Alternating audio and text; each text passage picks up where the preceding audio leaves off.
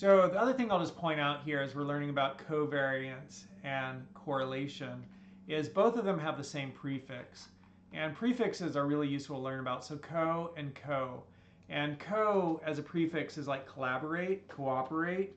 Those both start with co. Collude, a negative example, that starts with co. And correlate, cooperate, collude, those are all about two individuals or multiple individuals doing stuff together. And so covariance, how do two things vary together? Or correlation, right? How do two things relate? And so we have covariance, correlation, right? Correlation. So we're looking at how two things are related or how two things vary.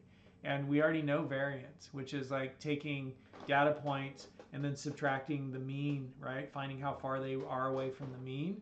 That's variance. And so we have covariance, how two things vary, and we have correlate, correlation. Like, that's amazing. That's profound. This should be its own video. All right, now we're going to jump into seeing how the book does it. Now, the first thing you should know about this is there's different ways to calculate covariance. And so if you go to ChatGPT and you say, hey, I want you to tell me about covariance, you can pause the video and you can read it here. It's going to give you a different formula. It's also going to give you different notation. And I found this super confusing about how the book presents covariance and correlation, but whatever, it's the way the book did it, and so this is the way we need to do it. And you should also know that there's multiple ways to do it, and if you understand what we went over in the previous video, just this introduction to what is covariance, how do things vary in relation to each other, and what is correlation, how do things relate to each other, and is there a positive or negative covariance and correlation, and it's showing the relationship like we saw in our scatter diagrams, positive relationship, negative relationship, no relationship, positive correlation, positive covariance, or negative covariance, negative correlation, right? If you got that, that's like super. That's super, because I want you to be literate with statistics and to be able to talk about it and to know this terminology. And now here it's just a matter of looking up the formula that the book wants to use. There'll be different formulas out there. You can pause the video and you can read about how ChatGPT explains covariance, and then I'll scroll down and you can also see it a little bit more there. But that is like confusing to me. And then it was also confusing to me that the notation for like, well here for variance, the notation is S squared for a sample or sigma squared for a population. Is the notation for covariance that? Because I was thinking maybe variance, we'd need to have like some, and it says, yeah, the notation for covariance is typically written like this, but our textbook writes it like that for covariance.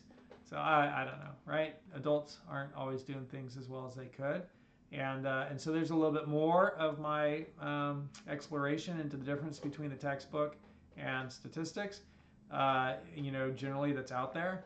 And then here I uploaded the slide and I asked it this question. Covariance is calculated to be this, and then in slide B, that number is used as lowercase sigma. So we calculate covariance of 0.1350, and then for correlation, right? And this is correlation, the symbol for correlation. Here we're using 0.1350 there, which is sigma xy. So if sigma xy is that, right? That's that. Then why didn't we have sigma xy here? And if sigma xy is here, then why is it that, ChatGPT is saying this is the most common way to represent covariance?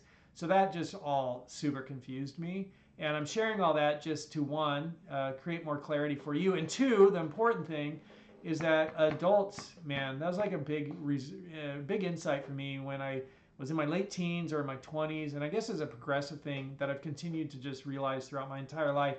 Adults don't know what they're doing. They don't know what they're doing. They know some stuff, and they're also just like this totally, random thing of all of us, like, a culture in a petri dish where we have all these cells growing, and the world is the petri dish, and the culture, the cells are all these humans, and it's just like awesome, massive thing, this kind of thing happening in nature, and nobody's running the show, and it's not always logical. The vast majority of times it's, there's some logic and a lot of not logic.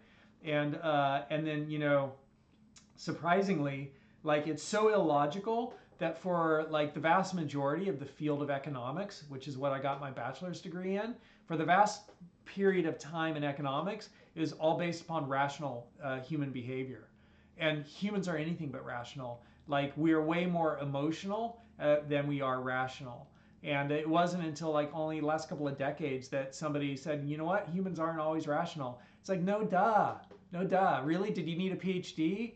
And so a lot of these people with PhDs, they've got theories, they get locked in their theories, they got trained by people, and then they just regurgitate what they were trained in.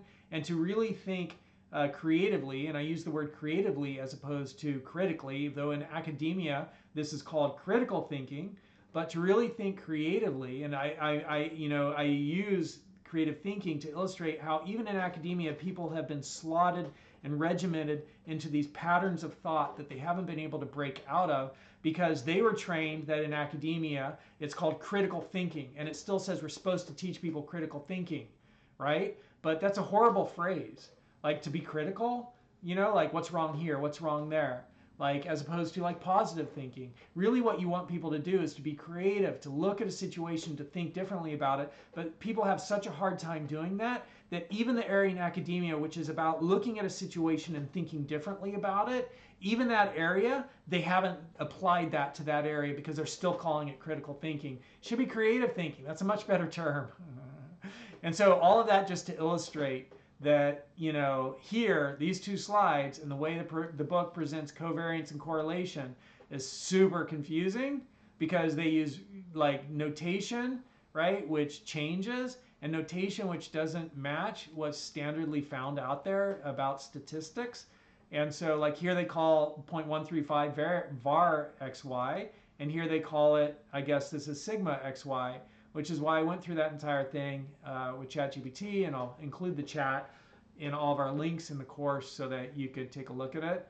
But that's covariance and that's correlation. Here's how you calculate it. So it's the variance of x plus y, 2.3895, and that's 2.3895 from here where we calculated the variance of x and y, and then it's the variance of x and the variance of y, and we got 0.8696.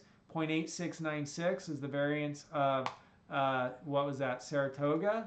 That's Geneva, 0.8696. And then we do that also for Saratoga, and then we divide by 2, and we get the covariance. And so the formula for creating covariance with a bivariate discrete probability distribution is this, according to the textbook, though according to ChatGPT, it's this, right? And there's different ways to calculate covariance. And then, they say that the book got this formula here from this identity and this mathematical thing. So it's legit, but, it's just a different way to do it. And so that's how you can do the covariance. And if you have a problem with covariance, you just go through these last two videos, you go through these things, get the variance of x and y, and get the variance of x, get the variance of y. Here's the variance of x, right? And then we do the same thing for y. Subtract those two from this one, divide by 2. There's your covariance. And then for your correlation, you take your covariance and you divide it by sigma x and sigma y. And sigma x and sigma y is not your variance, but it's your standard deviation for each of those. So it's the square root of the variance for each of those. And you do that math and you get your correlation, which brings it on a scale from -1 to 1, right? So that's covariance, that's correlation. Just do the math, right? You understand the concepts. You don't have to understand that, like, what the heck is with this notation? It's confusing. The adults don't always do things well. That's a great principle to begin to learn, because that's going to make you a more creative thinker so that you don't just like believe everything that is handed to you, so that you're actually thinking for yourself. And when people hand stuff to you, you're saying, why? Why is it that way? And you're becoming a more creative thinker. And that's like one of the most important skills you can learn. Like, you're coming to school to learn how to think well, not necessarily to learn everything so you could go regurgitate it, but to learn and to gain the ability to think so that you could think, right? And you could question things, and you could start to develop your own solutions and create new things, not be critical. Because critical is a trap that too many people fall into, and it creates misery, where they present themselves as if they are erudite and like that they are better than everybody. It's a ostentatious and an egocentric and not thinking of the word, but where they present themselves as super intelligent by just criticizing everybody. And really, we want more collaboration, right? We want more collaboration, where we're collaborating together and we're more creative together and we're helping each other and we're not being critical. Let's be positive and let's be creative, and let's think about how we could do things better, and do that in all areas of your life, and strive to understand things and think about things. Okay, so that's covariance, that's correlation, and that's a big chunk of philosophy, life philosophy, to help you learn to think, and to have a better life. All right, see you in the next video.